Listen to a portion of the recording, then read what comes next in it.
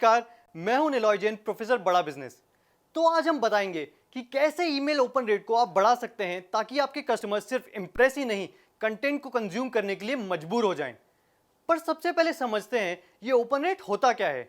Open rate यानी email open divided by the difference of email sent and email bounce, यानी कि open email divided by email जो deliver हो पाई हैं। तो आइए पहले बात करते हैं कि कैसे कैची और स्मार्ट ईमेल कंटेंट आपके ओपन रेट्स को पुश कर सकते हैं। सबसे पहले आता है सब्जेक्ट।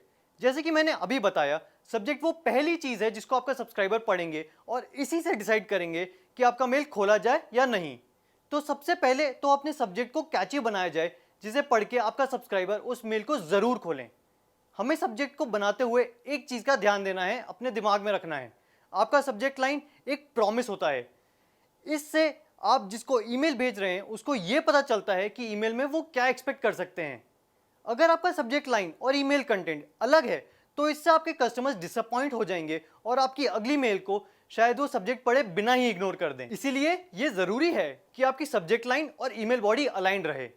आपकी ईमेल का सब्जेक्ट 7 से 10 शब्दों से ज्यादा बड़ा नहीं होना चाहिए और हमेशा टू द पॉइंट होना चाहिए जिससे यूजर्स बिल्कुल भी कंफ्यूज ना हो।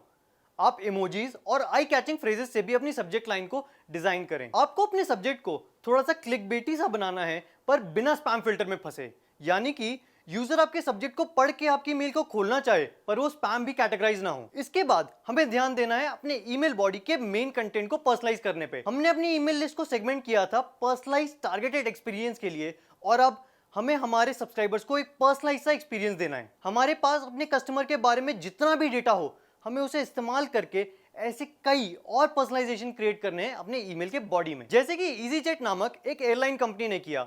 उन्होंने अपनी कंपनी के 20th एनिवर्सरी पे अपने कस्टमर्स को एक बहुत ही बढ़िया पर्सनलाइज मेल भेजा।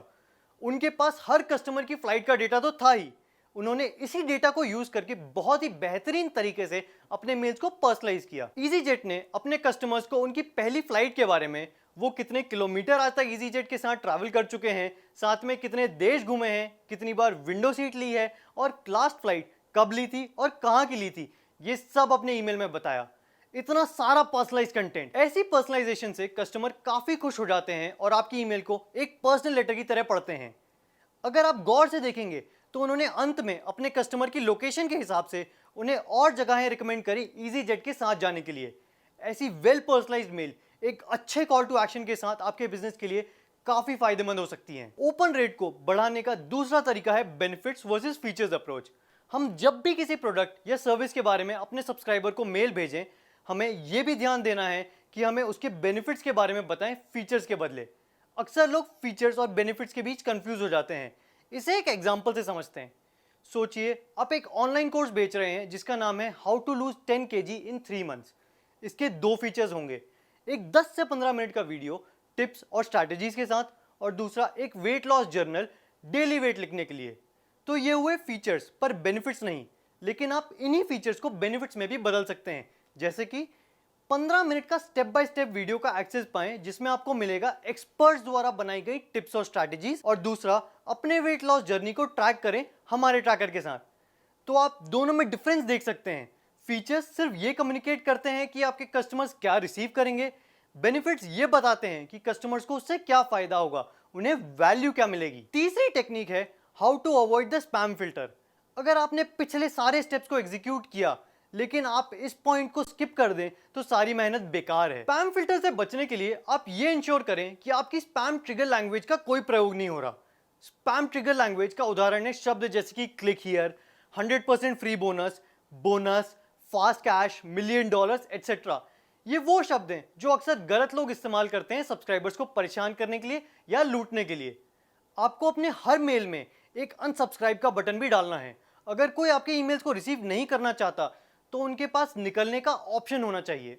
बिना अनसब्सक्राइब ऑप्शन के आपकी मेल स्पैम में जा सकती हैं। स्पैम से बचने का एक और तरीका है आपके अपने मेलिंग लिस्ट को रिक्वेस्ट करें कि वो आपको अपने कॉन्टैक्ट्स में ऐड कर दें। इससे आपके सारे मेल्स डायरेक्टली पहुंच जाएंगे। चौथी स्ट्रैटेजी है ईमेल डिजाइन और लेआउट की। ईमेल को परफेक्टली डिजाइन करने के लिए आपको 3 बातों का ध्यान रखना है। आपकी ईमेल्स में रेसिपिएंट्स को अट्रैक्ट करने की क्षमता हो, आपके ईमेल्स कस्टमर को एस्थेटिकली प्लीज कर सकें, यानी कि अच्छे दिखें और उनकी आंख और मन दोनों को भाएं और आपके ब्रांड को प्रमोट कर सकें, जो हमारा मेन पर्पस है ईमेल भेजने का। किसी भी ईमेल डिजाइन को सक्सेसफुली इंप्लीमेंट करने के लिए इन स्टेप्स पे भी ध्यान दें। सबसे पहला स्टेप आता है ईमेल लेआउट और स्ट्रक्चर बनाना। आपके कस्टमर्स आपके ईमेल को पढ़ेंगे या नहीं, ये इस बात पे डिपेंड करता है कि आपका मैसेज का लेआउट कैसा है। लेआउट के लिए इन ऑप्शन को ध्यान में रखें। ईमेल का एक मॉड्यूलर सा स्ट्रक्चर हो, यानी कि आपका ईमेल कंप्यूटर, मोबाइल फोन और टैबलेट तीनों पे सही से दिखे। आपका स्ट्रक्चर किसी भी डिवाइस पर काम करना चाहिए। ऐसा ईमेल स्ट्रक्चर से आपका मेल ज्यादा रिस्पॉन्सिव और अडेप्टेबल बन सकता है। अगला आता है ओरिएंटेशन। ओरिएंटेशन का मतलब है कस्टमर्स के रीडिंग हैबिट्स को ध्यान में रखना। अपने ईमेल्स को हमेशा ऐसे डिजाइन करना है जिससे वो आसानी से पढ़े जा सकें। इसके लिए आप इन मेथड्स को इंप्लीमेंट कर सकते हैं। सबसे पहला है इन्वर्टेड पिरामिड ईमेल। जैसे कि आप देख सकते हैं, इसमें उल्टा ट्रायंगल को रिफर किया जाता है। इससे आप इंस्टेंटली कस्टमर का अटेंशन ग्रैब कर पाएंगे। ऊपर से नीचे की तरफ एक ब्रॉड हेडलाइन, कंटेंट की कुछ लाइंस और फिर अंत में एक कॉल टू एक्शन। इससे आपके सब्सक्राइबर की नजर गाइड होती है ऊपर से नीचे की तरफ कॉल टू एक्शन के लिए। इसके बाद आता है दूसरा तरीका, जो है जेड पैटर्न ईमेल लेआउट। ये पैटर्न भी काफी इफेक्टिव होता है क्योंकि रीडर्स की आंखें जिगजैग पैटर्न भी फॉलो करती हैं। इसको सिंपल मेल्स में इंप्लीमेंट किया जा सकता है जहां रिटन कंटेंट कम होता है और फोकस इमेजेस पे होता है। इसके अलावा हम ईमेल्स में सिंगल कॉलम या मल्टीपल कॉलम लेआउट भी इस्तेमाल कर सकते हैं। इन अलग अलग तरीकों से हम अपने ईमेल्स को सही से स्ट्रक्चर कर सकते हैं। स्ट्रक्चर के बाद चलते हैं हमारे स्टेप 2 की तरफ, जो है विजुअल डिजाइन एलिमेंट्स। जब आपका स्ट्रक्चर तैयार हो जाए तो आप डिसाइड करना है कि कौन सा डिजाइन एलिमेंट्स इंक्लूड करना चाहिए। डिजाइन एलिमेंट कई प्रकार के होते हैं, जैसे कि सबसे पहला है टाइपोग्राफी। ये आपकी कंपनी के विजुअल ब्रांडिंग का एक बहुत ही इंपॉर्टेंट पार्ट होता है। ईमेल की बॉडी के लिए ऐसा फॉन्ट चुना जाए जिसे पढ़ने में आसानी हो और बिल्कुल भी बोरिंग ना हो। हेडर टेक्स्ट के लिए भी एक स्ट्रॉन्ग फॉन्ट का उपयोग करें और फॉन्ट कलर, स्पेसिंग और साइज का भी ध्यान रखें। इसके बाद आता है दूसरा, जो है कलर।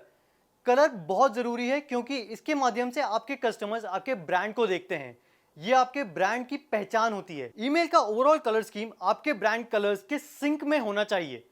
जैसे आपने देखा होगा, रेड बस या नेटफ्लिक्स के ईमेल्स में रेड कलर उभर के आता है। ये उनके ब्रांडिंग का एक बहुत ही अहम हिस्सा है। इसके बाद आता है एनिमेटेड कंटेंट। जिफ्स और वीडियोस आज के दौर में ईमेल मार्केटिंग में काफी पॉपुलर हैं।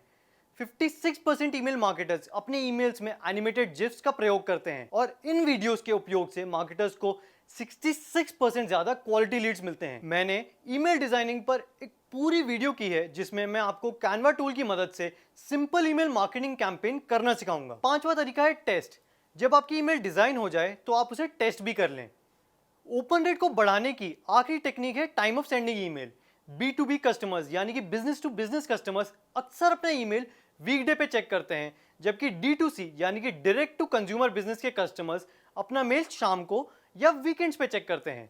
इसीलिए आपकी ईमेल भेजने का समय बहुत ही महत्वपूर्ण है। अगर आपने B2B कस्टमर्स को वीकेंड पे मेल भेजा तो जब तक वीकडे आएगा और वो अपना मेल चेक करेंगे, तब तक आपका मेल शायद कई और मेल्स के नीचे दब जाएगा और शायद आपका कस्टमर उसे देखे ही नहीं। और D2C कस्टमर्स के लिए तो ऑलरेडी इतने सारे मेल्स आते हैं, अगर आपका मेल उनके इनबॉक्स में टॉप पे नहीं रहा तो उसके पढ़े जाने की गुंजाइश बहुत ही घट जाती है। वैसे तो ऐसा कोई तय समय नहीं है जो इंश्योर करे कि आपका मेल खुलेगा ही, पर आप ट्रायल और एरर से ये देख सकते हैं कि आपके लिए बेस्ट क्या काम कर रहा है। अंत में मैं यही कहना चाहूंगा कि आज ईमेल मार्केटिंग एक बहुत ही अहम स्ट्रैटेजी बन चुकी है और इस भाग दौड़ की जिंदगी में हर किसी को भागने की जल्दी है।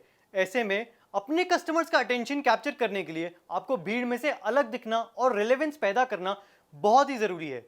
तो हमारे स्ट्रैटेजीज को इंप्लीमेंट करिए और अपने ओपन रेट्स को बेटर बनाइए। इस वीडियो को देखने के लिए आपका बहुत बहुत धन्यवाद।